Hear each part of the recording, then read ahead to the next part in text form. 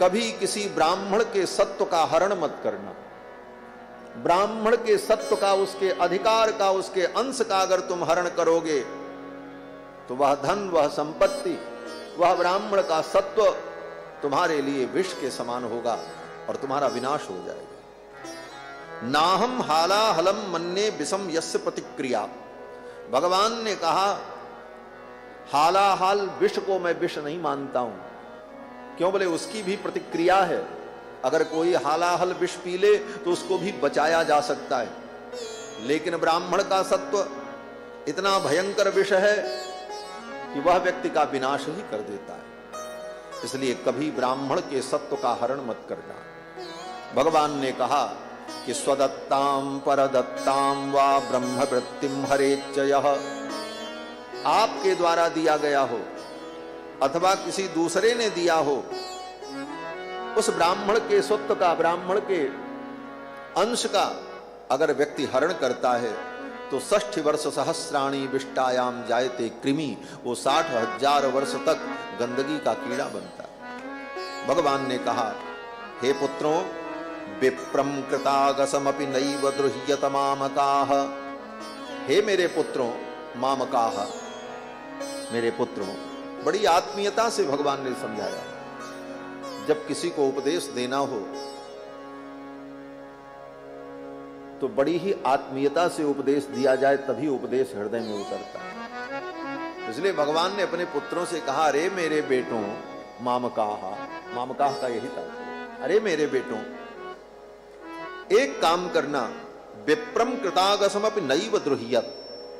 ब्राह्मण अगर तुम्हारे ऊपर नाराज भी हो जाए, तुम्हें फटकार भी दें, डांट भी दें, तो उन ब्राह्मणों से द्रोह मत करना, उनका आदर करना। घ्रंतम बहुशपंतम वा, अगर वो तुम्हें मार भी दें क्रोध में, घ्रंतम बहुशपंतम वा, वो तुम्हें शाप भी दे दें, तो नमस्कुरुत नित्यसा, उनको प्रणाम कर ले। ब्राह्मणों से द्रोह मत करना। किस प्रकार? भगवान कहते हैं यथाहम प्रणमे नित्यम। देखो, दूसरे को उपदेश देना हो तो पहले स्वयं उपदेश का आचरण करना चाहिए। पर उपदेश कुशल बहु तेरे, जे आचरहि ते नर न घनेरे। जब तक आप स्वयं उसका आचरण नहीं करोगे तब तक आप दूसरे को उपदेश देते रहो, आपके उपदेश का कोई प्रभाव पड़ने वाला नहीं।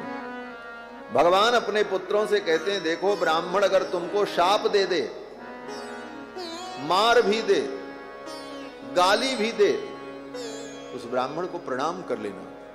किस प्रकार? भगवान कहते हैं यथाहम प्रणमे नित्यम, जैसे मैं प्रणाम करता हूं। भगवान स्वयं करके बताते हैं। भगवान कहते हैं मुझे देखो, जैसे मैं प्रणाम कर लेता हूं उनको, उसी प्रकार तुम भी प्रणाम कर लेना। किसको? बोले घंतम, मारने वाले को। कौन से मारने वाले ब्राह्मण को भगवान ने प्रणाम किया? बोले सारी दुनिया में कथा प्रसिद्ध है। भृगु जी महाराज बैकुंठ में पहुंच गए और जाकर के भगवान की छाती पर एक लात मारी। आज भी भगवान के वक्षस्थल पर भृगु जी के चरण का चिन्ह बना हुआ है, विप्रपादाब्ज चिन्हम। और जब मारा भृगु जी ने तो भगवान अपने आसन से उठ करके बैठ गए और भृगु जी को अपने आसन पर बैठा दिया और अपने पीतांबर से भृगु जी का चरण पोंछने लगे। और भगवान ने कहा, प्रभु, हे विप्र, मेरी छाती वज्र के समान कठोर है। बड़े बड़े दुर्दांत दानवों की गदा की चोट से ये छाती वज्र हो गई है, और ऐसे वज्र के समान कठोर वक्ष पर आपने अपने कोमल चरणों से प्रहार किया, आपके चरणों में पीड़ा तो नहीं हुई? ऐसा कह करके भगवान ने अपने पीतांबर से भृगु जी के चरण को पोंछा। भृगु जी की आंखों से आंसू आ गए। धन्य है ठाकुर, मैंने इनको लात मारी और इन्होंने मुझे इतना आदर दिया। भृगु जी ने आकर के ऋषियों के सभा में घोषणा कर दी। भृगु जी ने कहा, मैंने निर्णय कर लिया है, आलोड्य सर्वशास्त्राणि विचार्यैव पुनः पुनः इदमेकम सुनिष्पन्नम ध्येयो नारायण सदा। सारे शास्त्रों का विचार करके, आलोडन करके, परीक्षण करके मैंने निर्णय कर लिया, पूजन करने के योग्य, ध्यान के योग्य, भजन के योग्य तो साक्षात नारायण ही है और कोई नहीं।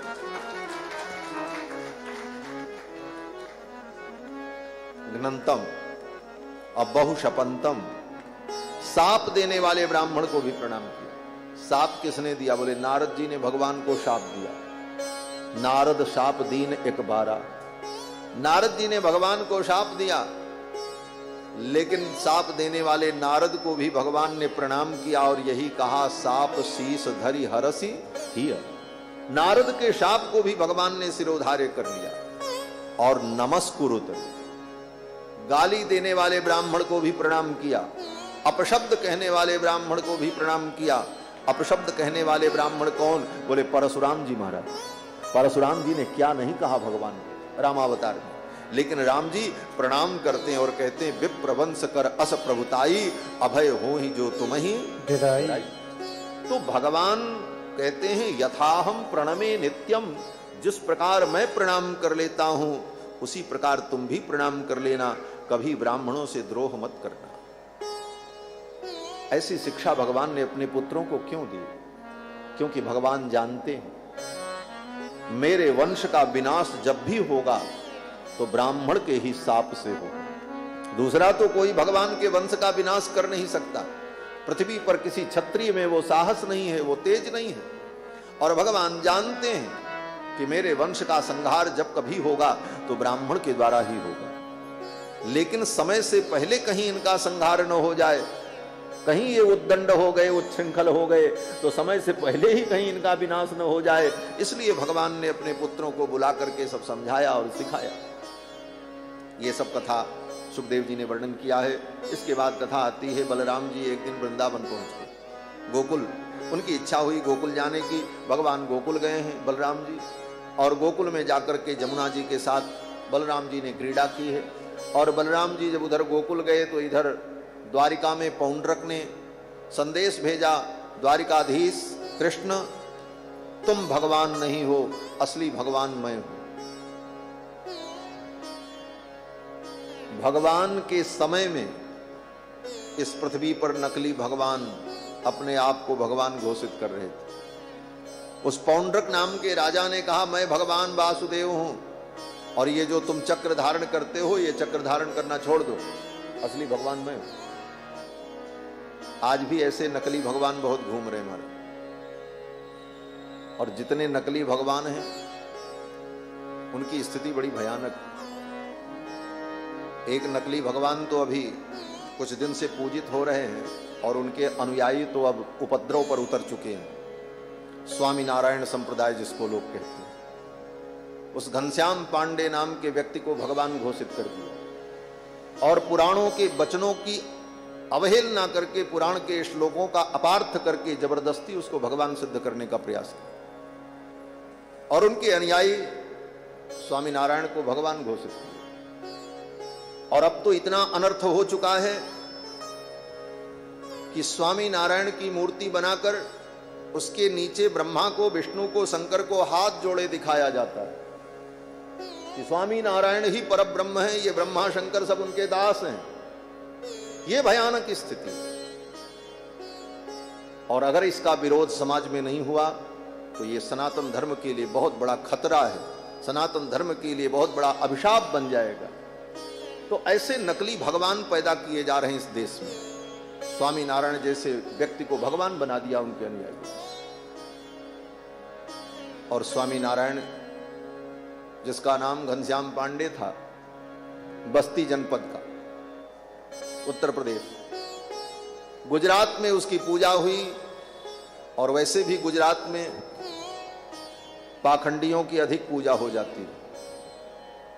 भक्तमाल में तो नाभादास जी ने लिखा है कि महास्मारत लोग भक्ति लवलेश न जाने, माला मुद्रा देखता सुखी निंदा ठान। वो घनश्याम पांडे, बाद में उन्हीं का नाम सहजानंद और उन्हीं को स्वामी नारायण घोषित। कोई ग्रंथ भी नहीं लिखा उस व्यक्ति ने। एक शिक्षापत्री नाम का ग्रंथ उनके नाम पर लोग प्रचारित करते हैं, लेकिन वह भी सतानंद नाम के एक ब्राह्मण के द्वारा लिखाया हुआ 256 श्लोकों का अनुष्टुप छंद का ग्रंथ। और उसी शिक्षापत्री के नाम पर अनर्थ का विस्तार करके अपने आप को भगवान घोषित कर, धन के बल पर। लेकिन धन से कोई भगवान नहीं हो जाता। किसी के लाखों अनुयायी हो जाए इसलिए वो भगवान नहीं हो सकता। भगवान वही होगा जिसको शास्त्र भगवान कहेगा। भगवान की परिभाषा है, भगवान किसे कहते हैं? ऐश्वर्यस्य समग्रस्य धर्मस्य सशस्त्रियः ज्ञान वैराग्योश्चैव षण्णाम भगैति। ज्ञान शक्ति बल ऐश्वर्य वीर्य तेज से जो संपन्न हो अशेष रूप से उसको भगवान कहते हैं। और अब तो उनके अनुयायियों ने अन्य संप्रदायों की भी आलोचना प्रारंभ कर दी। अभी अभी कल मुझे सूचना मिली कि हमारे सनातन धर्म में जो अनेक पंथ हैं, उन पंथों में एक गोरख पंथ भी है, जिस पंथ के योगी श्री योगी आदित्यनाथ जी हैं, जो हमारे उत्तर प्रदेश के माननीय मुख्यमंत्री हैं। उनके उस पंथ पर भी उसने आलोचना की और टिप्पणियां की।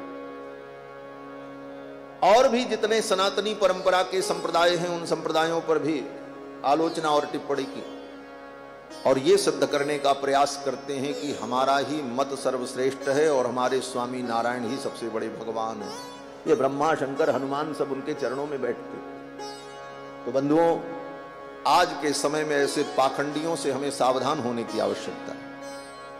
समय रहते अगर हिंदू समाज ऐसे पाखंडियों से सावधान नहीं हुआ तो सनातन धर्म के ऊपर बहुत बड़ा खतरा होगा। गोस्वामी तुलसीदास जी ने पहले ही लिखा है, दंभिन निज मति कल्प कर प्रकट किए बहु पंथ। दंभी लोग कल्पना करके ऐसे अनेक मत और पंथ प्रकट करेंगे जिसके द्वारा सनातन धर्म दूषित होगा। तो ऐसे दंभियों से, स्वामी नारायण के इन पाखंडियों से व्यक्ति को दूर रहने की आवश्यकता है। मैं बहुत सत्य कह रहा हूं और बहुत कटु सत्य कह रहा हूं, और इससे भी ज्यादा जानना हो तो आप एक पुस्तक पढ़ लेना, परमार्थ प्रकाश। वृंदावन के परम उद्भट विद्वान अनंत श्री विभूषित स्वामी श्री विश्वक्सेनाचार्य जी महाराज, अभी 2 महीने पहले उनका परम पद हो चुका है।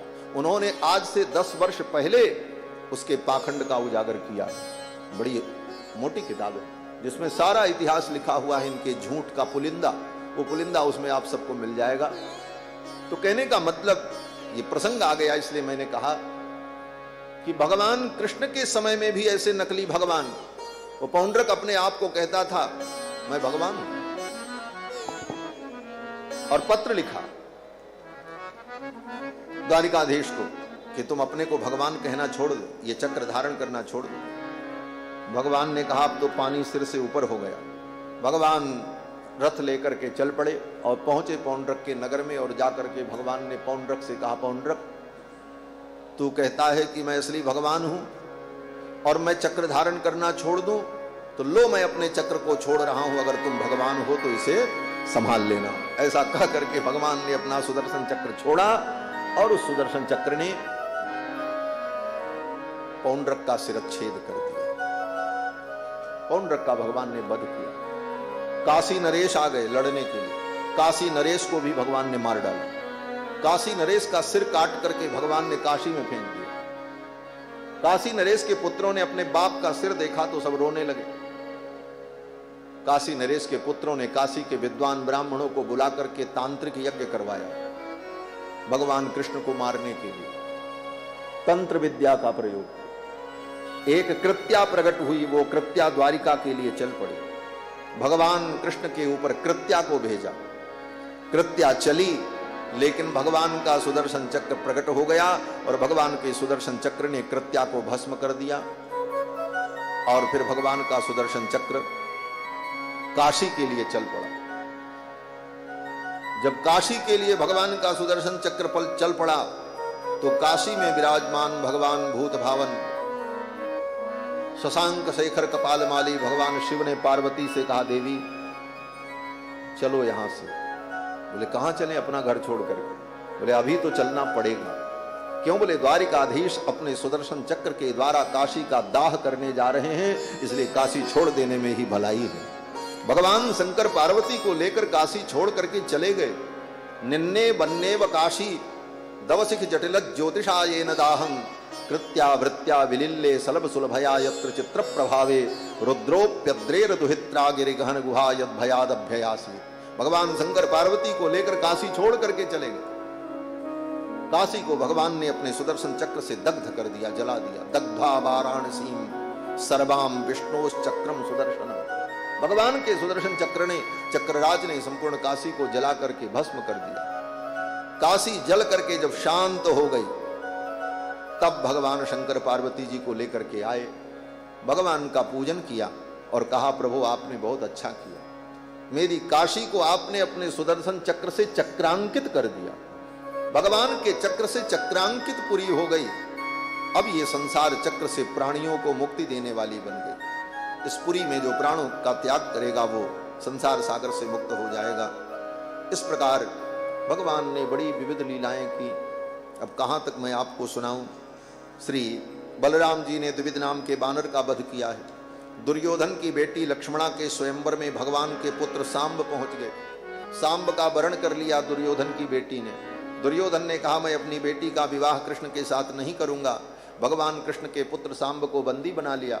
बलराम जी को पता चला, बलराम जी छुड़ाने के लिए गए।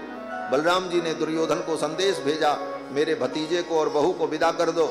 तो दुर्योधन ने तैश में कहा, जाकर के कह दो ये यदुवंश की जूतियां अब भरत वंश के सिर पर बैठना चाहती।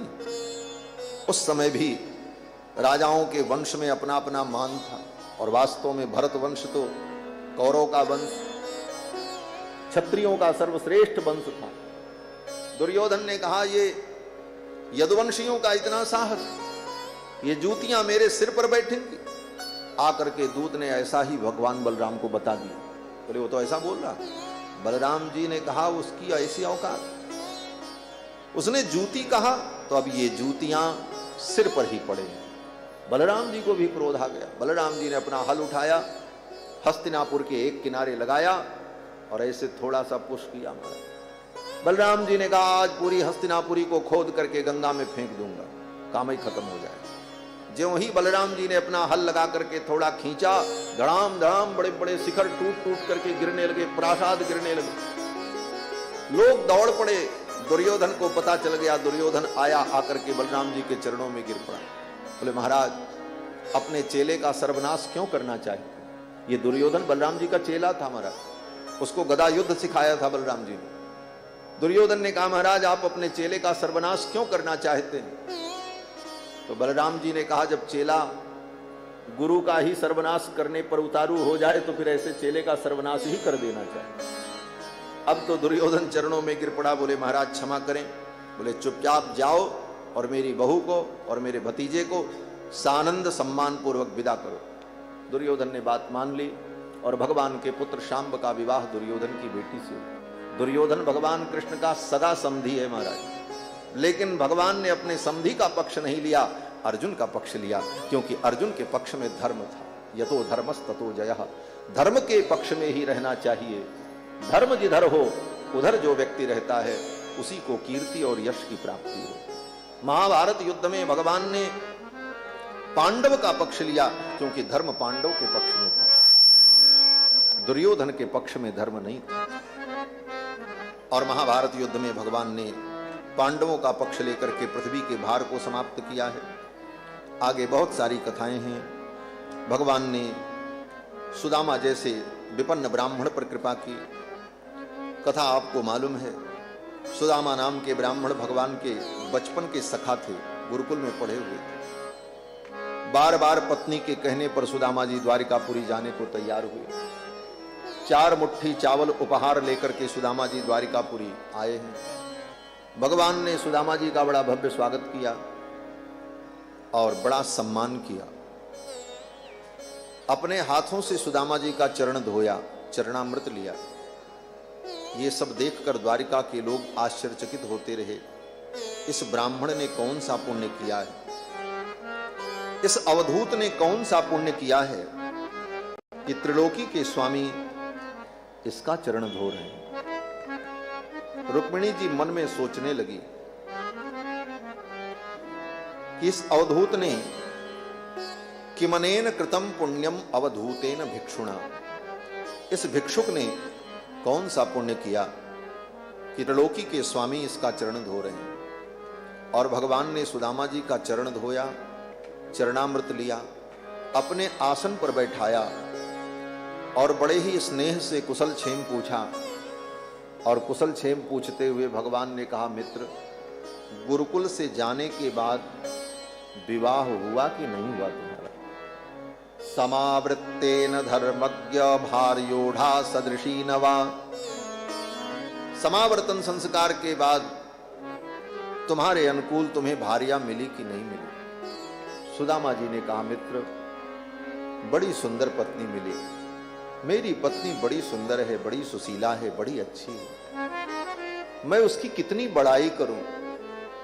अब तो वहां सभा में जितने लोग बैठे थे सब लोग अपने मुंह पर कपड़ा रख करके हंसने लगे। क्यों? बोले सब आपस में एक दूसरे से कान में कहने लगे, देखो देखो इस ब्राह्मण को शरीर में केवल धमनियां दिखाई पड़ रही हैं, वृद्धावस्था आ गई, हड्डी हड्डी शरीर में दिख रहा है, लेकिन इस बुढ़े को देखो अपने पत्नी की कितनी प्रशंसा कर रहा, मेरी पत्नी बड़ी अच्छी है, मेरी पत्नी बड़ी अच्छी है। लोग उपहास की दृष्टि से सुदामा जी को देखने लगे, लेकिन रहस्य किसी को नहीं मालूम था। सुदामा जी ने कहा, मेरी पत्नी बहुत अच्छी है, बहुत अच्छी। और फिर सुदामा जी ने कहा, कृष्ण मेरी पत्नी इसलिए अच्छी है कि मैं तो जीवन में कभी आपके चरणों में न पहुंच पाता, संकोच के कारण, लज्जा के कारण, आपके वैभव से संकुचित होने के कारण मैं आपके चरणों में कभी आ न पाता। लेकिन मेरी पत्नी ने बार बार कह करके प्रेरणा दे दे करके मुझे भेजा है। अगर मेरी पत्नी मुझे न भेजती तो मैं तो आपके पास कभी आ भी न पाता। इसलिए वो बहुत अच्छी है, क्योंकि उसने ही मुझे आपके चरणों में भेजा। तो भगवान ने कहा, तब तो मेरी भाभी ने मेरे लिए कुछ भेजा होगा। अब वो 4 मुट्ठी चावल सुदामा जी छिपाने लगे। भगवान ने लपक करके वो 4 मुट्ठी चावल छीन लिया। वो चावल की गठरी फट गई, चावल फर्श पर बिखर गया। भगवान फर्श पर लेट गए और उस चावल को बटोर करके उसकी ढेरी लगाई और कच्चे चावल को 1 मुट्ठी लेकर के भगवान खाने लगे। इति मुष्टिम सकृत जग्भा द्वितीयाम जग्धुमादधे। 1 मुट्ठी चावल लेकर के भगवान ने खाया, दूसरी मुट्ठी खाने चले, तब तक रुक्मिणी जी ने भगवान का हाथ पकड़ लिया। तावत श्री जगृहे हस्तम तत्परा परमेष्ठिना। और रुक्मिणी जी ने कहा, 1 मुट्ठी तो आपने अकेले खा लिया, आपके पीछे 16,108 देवियां हैं, इन सबको प्रसाद मिलना चाहिए, अब आप छोड़ दो। 3 मुट्ठी चावल जो बच गया उसको रुक्मिणी जी ने अपने आंचल में लिया और एक एक कण निकाल करके भगवान की सभी पत्नियों को प्रसाद के रूप में दिया है कि सुदामा जैसे तपस्वी ब्राह्मण के घर से आया है, ये तो आशीर्वाद है, ये तो प्रसाद। और फिर भगवान की उन पत्नियों ने कृपा की। भगवान की जितनी पत्नियां हैं सब लक्ष्मी का ही तो स्वरूप है, और सब ने अनुग्रह किया। सुदामा जी के घर अद्भुत वैभव हो गया। दूसरे दिन सुदामा जी को भगवान ने विदा किया। जैसे सुदामा जी आए थे वैसे विदा किया। एक फूटी कौड़ी भी भगवान ने अपने हाथ से नहीं दी। और फूटी कौड़ी कौन कहे, एक धोती भी नहीं दिया महाराज। वही फटी धोती पहन करके सुदामा जी आए थे और वही फटी धोती पहन करके विदा हुए। रास्ते में सुदामा जी सोचते जा रहे हैं, द्वारिकाधीश ने कुछ नहीं दिया। लेकिन फिर मन में आया, नहीं, द्वारिकाधीश ने जो दिया वो तो किसी ने नहीं दिया। द्वारिकाधीश ने वो सम्मान दिया, वो प्रेम दिया, वो अपनत्व दिया, वो स्नेह दिया, वो तो कोई नहीं दे सकता। यही सब सोचते हुए सुदामा जी अपने घर पहुंचे, पोरबंदर सुदामापुरी। और जब सुदामा जी पहुंचे तो देखते क्या है, जहां पर उनकी कुटिया थी वहां पर महल बन गया था, बड़ा सुंदर महल। सुदामा जी तो एक बार डर गए, अरे यहां तो मेरी कुटिया थी, ये किसका महल बन गया, किस राजा ने यहां पर महल बनवा लिया। अब तो सुदामा जी उस महल को देख करके डर गए महाराज। मंदिर देख डरे सुदामा, मंदिर देख डरे सुदामा, मंदिर देख डरे सुदामा, मंदिर देख डरे सुदामा।